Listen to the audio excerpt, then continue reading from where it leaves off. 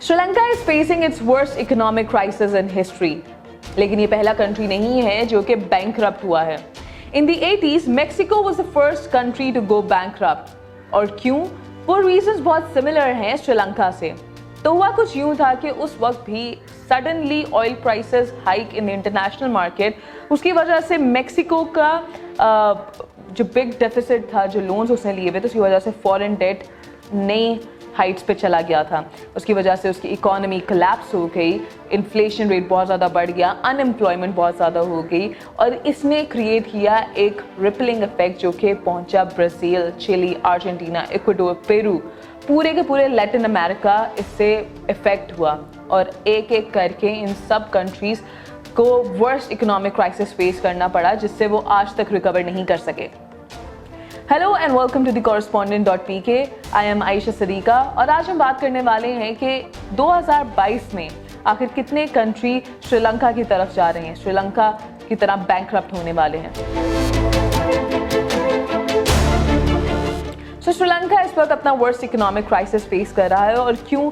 वहाँ पे उसने सेम रीजंस के फॉरेन डेट बहुत ज़्यादा हो गया। राजापक्सा डायनेस्टी ने खर्च जितना किया उतनी ज़्यादा उन्होंने वसूल नहीं किया, उतना ज़्यादा उनकी इनकम नहीं थी जितने ज़्यादा वो लगाते रहे। Exports were less than the imports, inflation rate was high, unemployment peaked और उसकी वजह से it has many people, hundreds and thousands of people have fallen under poverty in Sri Lanka, causing a civil unrest situation in the country.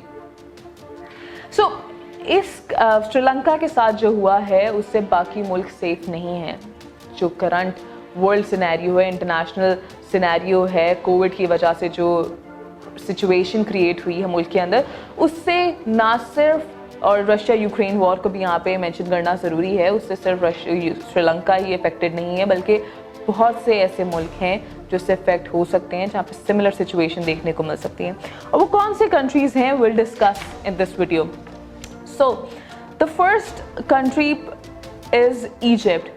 So before discussing it, ये mention कर देना ज़रूरी है कि वर्ल्ड बैंक ने फरवरी 2022 के अंदर ये वार्निंग जारी कर दी थी कि almost 70 countries, so exact number is 69, but almost 70 countries जो है वो बैंकरप्ट हो सकती हैं। Their economies can default, their foreign debt will rise to unexpected limits. So the first country is Egypt. Egypt के अंदर फाइनेंशियल क्राइसिस बढ़ गया है। Egypt is the highest wheat importer. Egypt का अपना व्हीट नहीं है, so it imports the entire wheat और वो सारा का सारा रशिया और यूक्रेन से आता है। So since the Russia Ukraine war हुआ ये है कि इजिप्ट के अंदर कोई भी व्हीट इम्पोर्ट नहीं हो पा रही है, बल्कि उनका जो स्टॉक है वो भी यूज़ होता जा रहा है और अब ख़त्म होने को आया।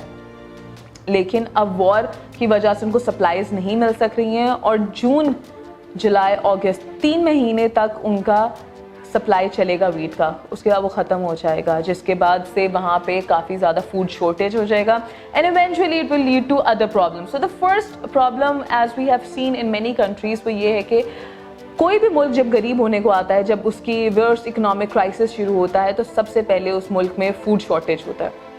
सो moving on, there is Tunisia. Tunisia की भी इकोनॉमी ओवर हीट हो रही है, foreign debt is more than 100% of their GDP।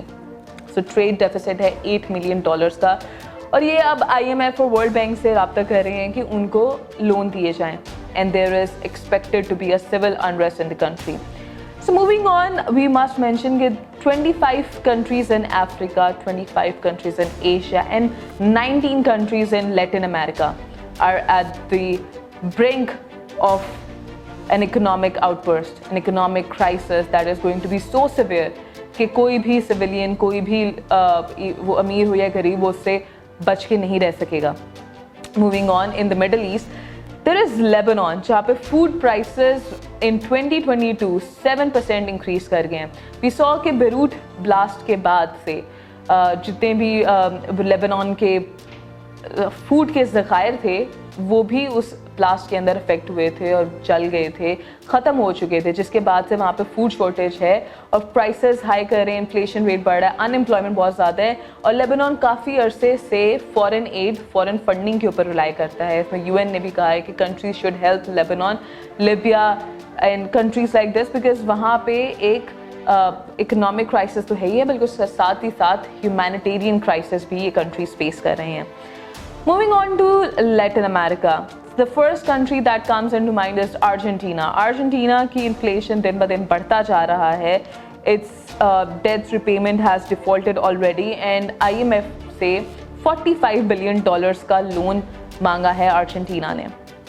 But अब वो मिलेगा उनको कि नहीं मिलेगा, इस $45 बिलियन से वो अपने कुछ ऑलरेडी एग्जिस्टिंग लोन्स रीपे करेंगे और बाकी के पैसे वो यूज़ करेंगे अपने मुल्क को चलाने के लिए। लेकिन अगर ये सक्सेसफुल नहीं होता तो there are chances of civil unrest in the country.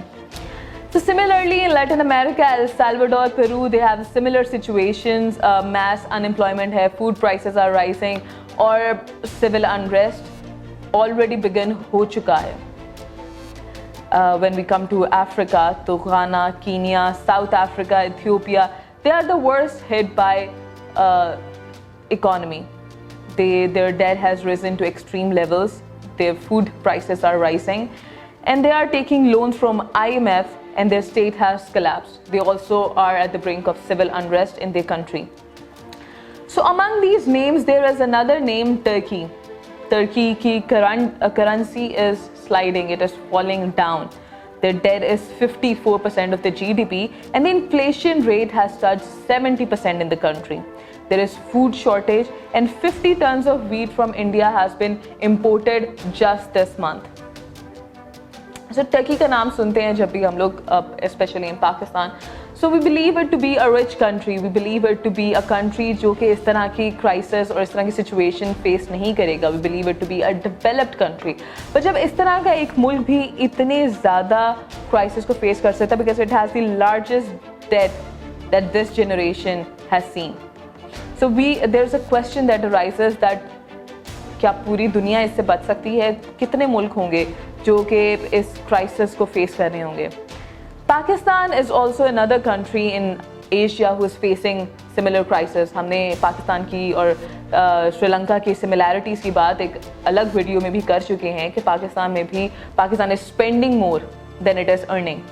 उसकी इम्पोर्ट्स ज़्यादा हैं, एक्सपोर्ट से सब्सिडीज़ दी जा रही हैं, गवर्नमेंट्स की पुअर पॉलिसीज़ ने बहुत ज़्यादा इफेक्ट किया है और सरकारी ख़जाने में $10 बिलियन रह चुके हैं, which may not last more than June, जिसकी वजह से उनको IMF के पास जाना पड़ेगा और ज़्यादा लोन्स लेने पड़ेंगे। बट यहाँ पे भी अगर सिचुएशन ज़्यादा ख़राब हो गई तो एक civil unrest can be expected. The political situation देखते हुए लगता है कि शायद वो सिविल अनरेस्ट दूर नहीं है, बिकॉज इस वक्त सारी की सारी पॉलिटिकल पार्टीज़ बहुत एक्सट्रीम लेवल पर जाके अपनी कैंपेन्स शुरू की हुए हैं और कोई भी इकोनॉमिक क्राइसिस को के सोल्यूशन की तरफ नहीं आ रहा है। So moving on, the last country is India. India is a huge country, but it is also not safe from the impact of the crippling economy of the world.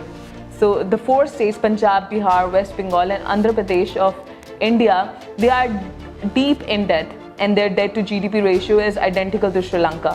So their economy is ruining, and if preemptive measures are not taken, तो वहाँ पे भी श्रीलंका वाला हिसाब ही होगा। चलाओ थड़ाओ, protest और अपने ही लोगों को मारना, अपना ही नुकसान और ज़्यादा करना, ये सब कुछ देखा जा सकता है। सो नेशनल बजट्स ख़त्म होने को आए हैं, डेट्स इंक्रीज़ हो रहे हैं, स्पेंडिंग कट करनी होगी, बोरोइंग ज़्यादा हो रही है। ये सब कुछ रीजंस हैं जो मिल मिला के इन सब की तरफ जाती हैं, जिसकी वजह से कंट्रीज़ अपनी प्रॉपर मैनेजमेंट नहीं कर पाती, प्रॉपर प्लानिंग नहीं कर पाती। लेकिन यहाँ पे सवाल खड़ा होता है कि इस सब को ख़त्म करने के लिए क्या करना चाहिए, सबका सोल्यूशन क्या है? क्योंकि 70 कंट्रीज़ कोई छोटा नंबर नहीं है।